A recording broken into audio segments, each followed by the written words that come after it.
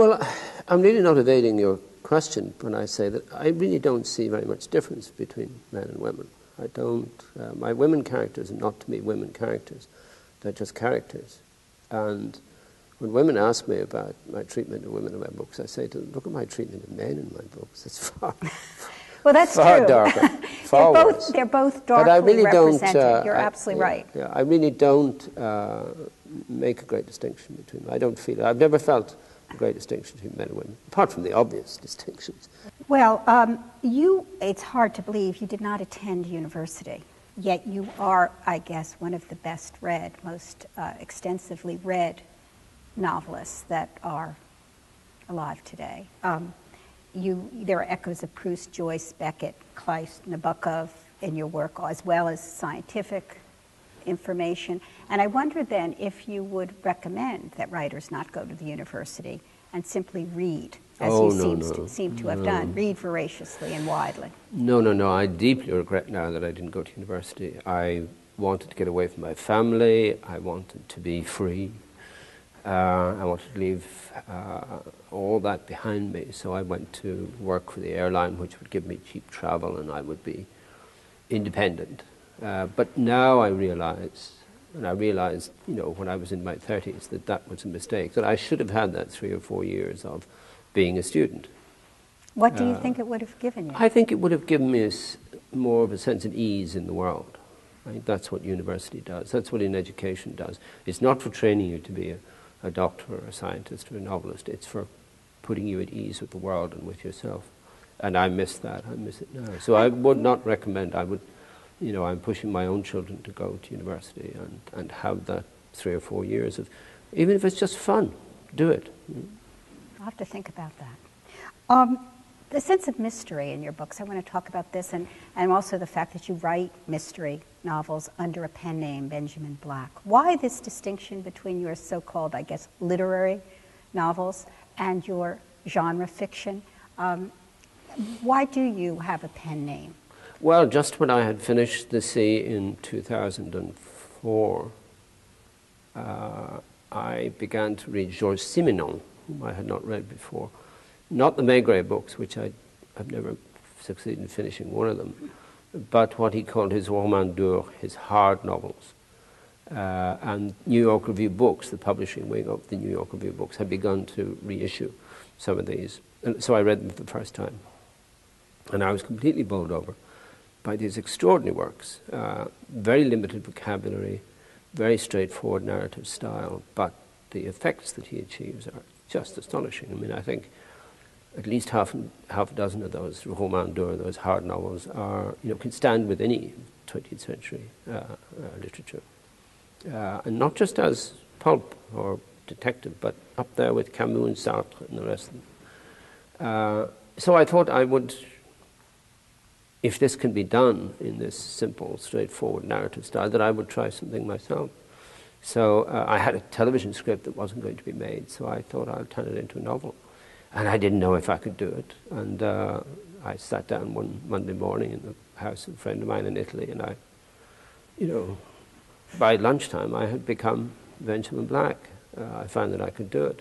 So the more minimalist style is part of the identity of Benjamin Black, as opposed to the more, I guess, poetical and literary style of your other novels. Yeah, and I write in a completely different way. I mean, Banville writes very slowly indeed. Scratches out maybe a couple of 100 words a day, whereas old Black sits down and knocks off 2,000. But Black is a craftsman, and I admire him for that. I quite admire his work. So I like Black's work. I don't like Black's. So can you reread Black? Don't let me make the mistake. Yeah. I regard Banville's books as better than everybody else's. Just not good enough for me. I see. I get a sense of that. Yeah, yes, yeah. I think there's an ego there lurking somewhere. Do you suspect that? I suspect it. I don't know you that well, but Black. So Black, you'll read. Will you reread Black? No, you won't. You won't even look at Banville. Why would I reread Black?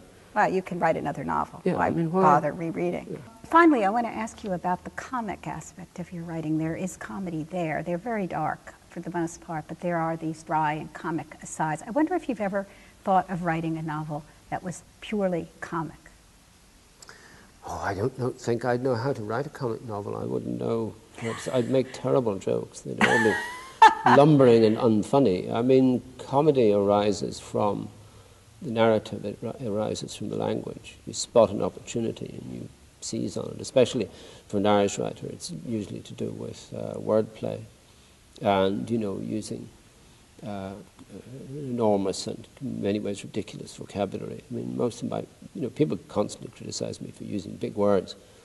I always say, do you mean big words like screwdriver and marmalade? But I say, look, you have to realize that Irish writers are almost always ironic, and that their most grandiose poses are frequently completely undercut by irony. So that's where, the comedy, as I say, arises from the irony, from the narrative, from the language. It's not imposed. I wouldn't know how to do it. Yeah, okay. Are you an Irish novelist, in quotation marks? I know you now live in Dublin. You have, I guess, for most of your life. Yes, I was born in Ireland. I live in Ireland, and I write in what we call Hiberno-English, which is our version of English, which is very different to English. It's as different as American English is different from English. It's a wonderfully supple and rich literary mode to work in. Irish writers love the ambiguity of language. We love the imprecision of language. And we love especially the richness of the English language, which is one of the greatest languages in the world. Of course, we are deeply scarred by the fact of having lost our own language, having lost the Irish language in the middle of the 19th century. But we made the best of it, and we have changed the English, the basic English that we were given, which is rather like the Latin of the Roman Empire. It's a language of command, of narrative, of straightforward statement. And we changed that into something rich and strange. Oh, that's very eloquently put. Now, your latest novel, The Infinities, a very interesting novel, story of an Irish family, and it's narrated by the Greek god Hermes, whose father is Zeus, and Zeus makes an appearance as well at various occasions in the novel. And it borrows, I guess, from von Kleist's play Amphitryon, and where mortals and gods interact. It's a very tricky conceit, it seems to me, and you carry it off. Tell me about your decision to write about this, and did you feel that it was difficult to do?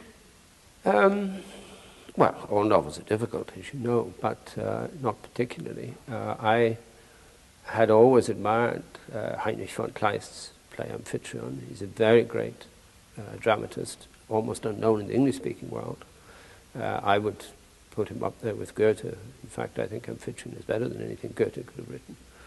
And I was going to base the novel quite closely on Amphitryon. Kleist's ambition was to blend Greek drama with Shakespearean burlesque. And in Amphitryon, he succeeds in this. It's a wonderful play of wonderful comedy of manners, very light, very playful, but very dark and dangerous as well. Amphitryon, the central character, loses everything. He loses even his identity. So it is quite dark. And that was the if you like, the inspiration for it. It certainly is. It gave me the structure for the book. But I also wanted to write something that would be I wanted to look at human life from a different perspective. And the Greek gods, who have always appealed to me immensely, I mean, I think the Greeks, the great genius of the ancient Greeks, was to find a mode by which to account for everything in human life. There's a god for everything, much more sane and much more workable than monotheism, which has caused so much damage to our world, as we know. So I love the idea of the Greek gods, and I love the idea of Hermes as a narrator, because, of course, all us novelists think of ourselves as gods, or at least demigods. It was fun to do that. Yes. It seemed like it was fun. Yeah. I mean, it's interesting to me that I read somewhere that you said that you are not interested, or you are not a psychological novelist. I would say that's true. And you say that Henry James, too, is not a psychological novelist, and I agree with you there as well. But here, it seems to me, you're pushing that non-psychological to the furthest point in some ways. On the other hand, I guess my question to you here would be, we tend to think of the psychological as a synonym for the complex. And without that, what makes complexity? I'm not quite sure how to frame this question. Oh, I know what you're saying, yeah. yes. But, I mean, look at the world. Look how complex the surface of the world is, without pretending that we can go beyond that. I mean, I'm an anti-psychologist because we cannot know. All we can know is something about the insides of our own minds. We can know nothing about the insides of other people's minds. We can conjecture and we can guess, but we can't know. But what we can know is what we see. And I think that art is a matter of, in the old Christian sense, it's a matter of witness. You bear witness to what you've seen. My books are the record of what one man saw in his little moment on earth and, gave his witness of it.